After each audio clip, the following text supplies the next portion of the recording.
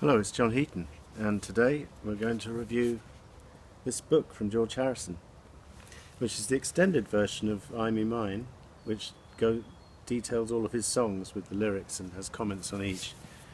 So before I review the new version, I'm just going to give you a bit of history. So this book came out in 1980 as a limited edition publication from Genesis, and I think it cost about 350 quid at least each, but each copy was signed by George Harrison, and obviously that was beyond the reach of most fans, and although today a signed copy of that album, all of them are signed, is worth a lot more, so it would have been a good investment. But anyway, in 1982, I'm happy to say, I was happy at the time, that George released a commercial version of the album costing £10. Sorry about the planes. And then he went on record saying he thought it was a mistake because it looked a bit cheap. But us fans were very delighted to have it at the time. The pictures and the lyrics were reproduced. But as I'll point out, the new version is superior. But this one was nice to have, and we didn't know any better because I personally hadn't seen the original. But this new edition is a lot closer in feel and spirit, I think, to the expensive original version. And I think it's sold in the bookshop. I saw it in London at the weekend at Easter. It cost £40, but on Amazon you could pick it up quite a bit cheaper. And I would maintain that this particular product is worth the asking price because it's really beautifully put together. And I'm just going to point out a few differences versus the first version. For a start, there's some new pictures, such as this picture of George taken in the grounds of Blenheim Palace in 1981. Never seen that one before. And then we've got this colour picture of George here, and this other colour one of George during the filming of the promotional video for This Is Love. And all the pictures in the previous edition were black and white, but this edition has a few of them in colour. This is a new picture of, so this is the one which was in the previous edition in black and white, now in beautiful colour. You can see all the greens. And then this picture of George and Derek Taylor is an alternative one to the one in the previous edition, and welcome to Crackerbox Palace. I think it's probably a better picture. So not all of the pictures, but some of the others are in colour as well. This one is taken in the Bahamas, Paradise Island, where they filmed Help, obviously later on that picture. And then this one is in colour. So I think it's nicer in the bigger format and with some of them in colour. And then I have to say, a really nice foreword from Olivia, where she's describing a little bit about George's songwriting process and how she was on hand to help, like learning how to love you. She wrote out the couple first lines of the song because George was still busy working out the chords on the guitar. So really nicely written intro from Olivia, and hats off to Genesis for this publication, because all of the lyrics are in, now you can see them, say, in glorious colour, because most of them are just pieces of paper with blue or black ink, but occasionally you see interesting things like let me just find an example. Yeah, this the lyrics to The Light That Has Lighted the World, and you see a small Hare Krishna postage stamp at the bottom there.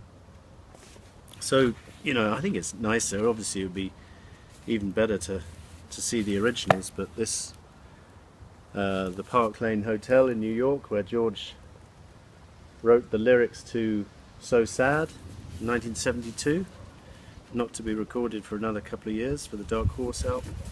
And then I want to show you a few interesting unreleased songs, or unreleased lyrics at least, up until this point. I didn't know they existed. There's a track called Hey Ringo,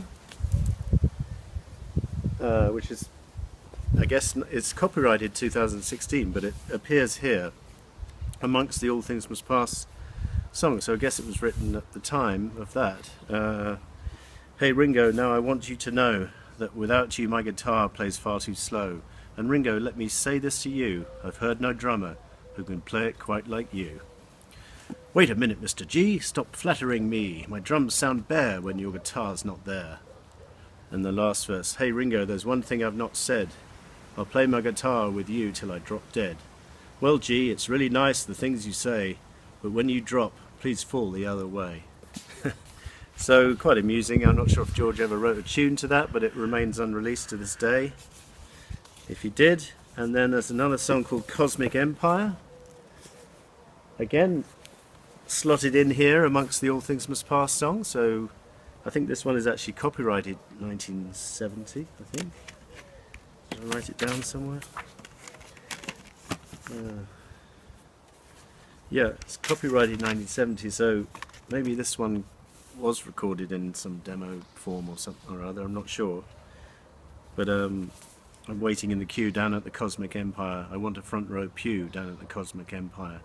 An omnipresent view down at the Cosmic Empire. To where one truth comes shining clear, it feels light there. To where these worlds all disappear, it shines bright there. So, you know, in line with George's normal spirituality. I'm not sure if, as I say, if there's a tune. And then this song, Dera Dun, copyrighted 1970. I think written in Rishikesh, with when he was there with the other Beatles and Donovan. And George briefly plays a bit of this song in the anthology On the Grass with Paul and Ringo. You know, the many roads can take you there, many different ways. One direction takes you years, another one takes you days. So that presumably could have been a contender for the White Album, but never saw the light of day. And then we have a song called Mother Divine, or a lyric called Mother Divine, written around the time of George's mother's passing. Mother Divine, hailed in splendour, her face tenderly smiling too, was beauty itself, and I know that she loves me. Circled in sunlight, her eyes joyfully shining through, is beauty itself, and I know that she loves thee. Maybe George considered it a bit too personal to release it, I don't know, but and then we have a song from the George Harrison sessions, or slotted into this book amongst those sessions, completely unreleased, never even knew it existed, the lyric, if not the tune, Only Here for the Love. And I won't read out all the lyrics to that, but it's I would like to hear the demo if it exists, you know, maybe as a bonus track to something one of these days. And then of course this book, the previous book went up to and included the George Harrison album from '79, so this book now includes all of the song lyrics to Somewhere in England, Gone Troppo, apart from the track Grease, which is not in here, mainly instrumental anyway, and then the songs from Cloud 9, and then a couple of songs from Shanghai Surprise, including that track and Hottest Gong in Town. And then I think I'm not sure Take the Horse to the Water is in here as well. So basically it's covering all his tracks up until he died, and up until sorry, I forgot to mention the Brainwashed album, of course, is all in here as well. But unfortunately George didn't get around to writing a comment about each song, so some comments in here on the later songs are maybe taken from interviews.